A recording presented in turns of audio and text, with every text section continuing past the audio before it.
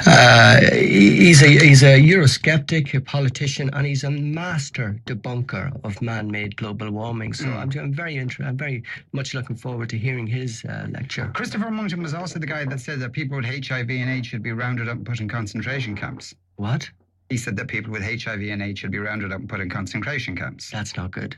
Are you serious? Serious. No, he wrote an article in the American Spectator. Right. Called AIDS, A British View in 1987. Oh my God, that's not good. There's only one way to stop AIDS, that is to screen the entire population regularly and to quarantine all carriers of the disease for life.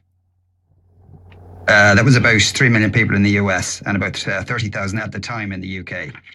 But I suppose he's not going to talk about that. Well, hopefully not. Hopefully not. Okay, I have to take a commercial break. Would you mind staying with us for a couple of minutes? I'd love to. Okay, all right. We'll take a commercial break, back in a couple of minutes.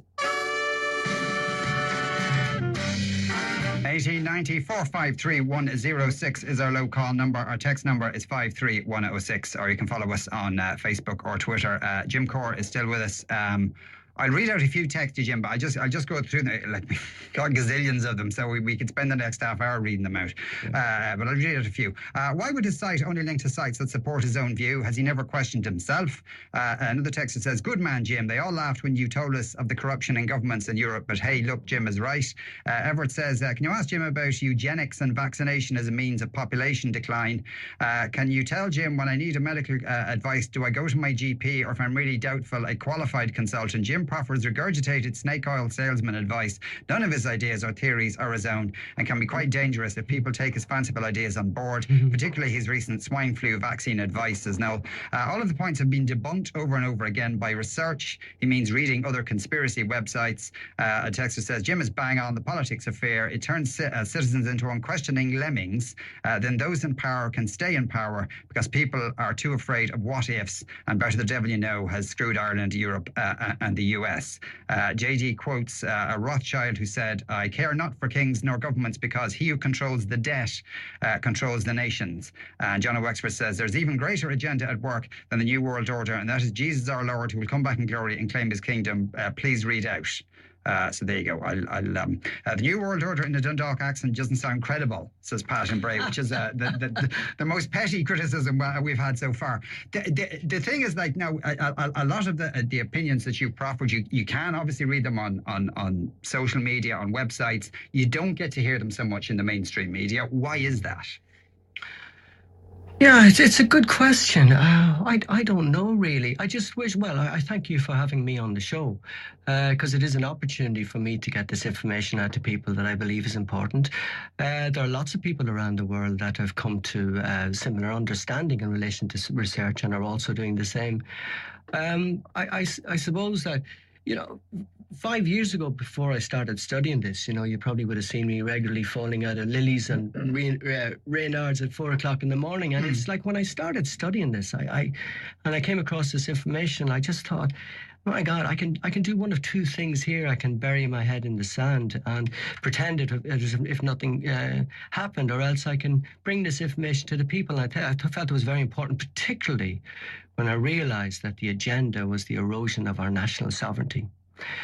And unfortunately, I've been proven right in that, because now we've budgetary policy being dictated by Brussels. We can no longer call ourselves a sovereign nation.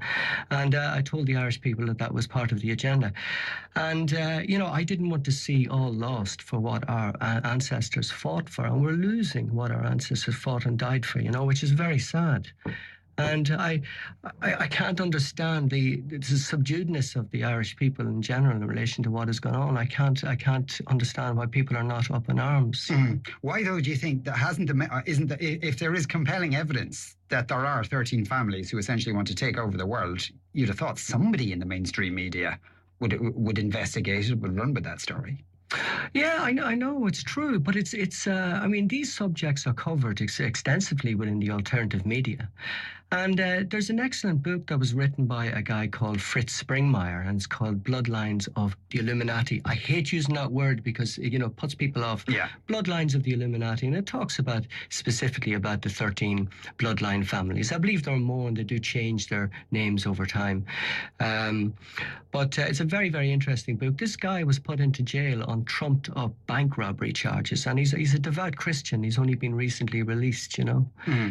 So that's what he got for telling the truth as he saw it, you know. So it's not an easy road to take.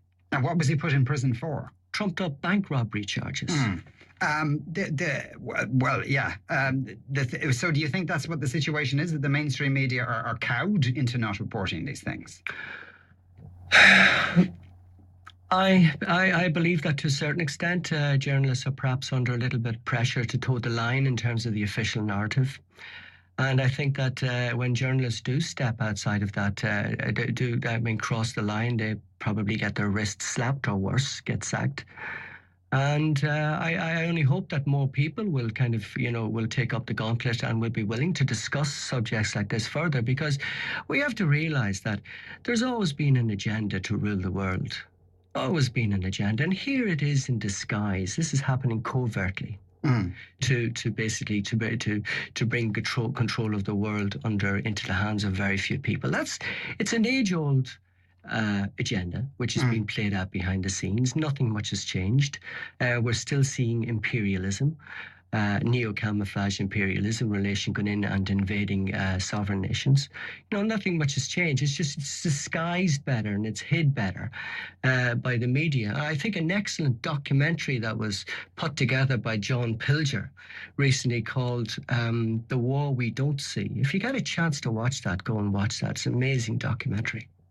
Because obviously, we all know this, both in the mainstream and non-mainstream media, there are all sorts of covert activities and things going on behind the scenes, and all sorts of powers in the world having double sets of motives. But the specific charge that there are 13 families who have been plotting to take over the world, that global warming isn't real, that 9/11 and 7/7 were set up by their own governments. They're very specific charges, and it just seems odd that no one, even given that there are millions of people who work in the mainstream media, there hasn't been one person who stuck their head over the parapet and says, hang on, there is actually evidence we do need to consider here. Or is there not? But okay, well, thankfully you've had me on. But, you know, what happens is people like me who come out telling the truth as they see it, they get branded as conspiracy theorists, and that puts people off, you know. And it's, as I say, it's only with focused research and contemplation that you can come to this understanding. But there are very good books out there that point this. But there are other families. I don't believe that there are just 13 families. I believe there are more. And they use the people below them, the insiders, the strategists like Zbigniew Brzezinski, who would be a protege of David Rockefeller. He'd be one of the main men behind Obama. There are various other different people that are in control, that are kind of writing and controlling the agenda. So would the likes of Obama be aware of what's going on, or is he being manipulated? He's being manipulated, of course, yeah. Because I did see one article on your website where the guy alleged that that's why JFK was assassinated, because he didn't want to go along with this agenda. Well, JFK wanted to break up the CIA. He wanted to abolish the Federal Reserve, which is a private bank, which is in private hands. And he also vetoed a 9/11 style false flag operation called Operation Northwoods, which never got off the ground, where they had planned on blowing up a US airliner in Cuban missile space, Cuban airspace, to be blamed on Cuba so that they could launch a war on Cuba. He vetoed all that. He was a good man. He was a real man of the people. And you know, they had to get rid of him because he wasn't towing the line. And everybody should check out his Secret Society speech on YouTube. It's amazing. You know, you don't come across with information like that to the general public if you are towing the line for your superiors above, you know? But if they would kill him, you know, there are a lot of people in the world telling people the kind of information you're telling people. Why don't they kill them? Well, do you feel safe? Dave, well, you see, if anything was to happen to me, it would just underline everything that I've been saying. And, you know, they're able to marginalize me to a certain extent by linking me in with other theories that I don't talk about, like UFOs and stuff. I never talk about stuff like that. So, but the thing about it is, there is a mass awakening happening. which is really good news. There's a massive, and Zbigniew Brzezinski referred to this himself. He said that there's a massive spiritual and political awakening that could hinder their plans for the world. And this is the wonderful thing, that more and more people are taking an interest in this. And certainly the researchers who've been at this a hell of a lot longer than I have are all saying this, that they've noticed a massive increase in people being interested in this.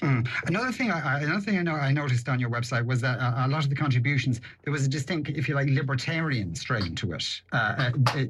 Do you think that government, or certainly big government, is a very bad thing? Yes, I do. I think government should be small and should be of the people, for the people, totally. I think it's very obvious that our own government is not acting in the best interests of the Irish people here. I think that's very obvious. Because I noticed a lot of people, for instance, were quoting Glenn Beck and seem to hold him in high regard. I'm unsure about Glenn Beck. My own opinion is I believe he's a controlled opposition plant. There are other very good speakers out there that have been covering this a lot longer than Glenn Beck, you know. I don't know. Jim, I'm afraid we have to leave there. It's been fascinating, though, talking to you. And we've got a huge reaction from people on Twitter and text and emails and all the rest of it. And thanks very much for coming in. Jim, that was one of your best interviews on Irish radio. Fair play to you, brother.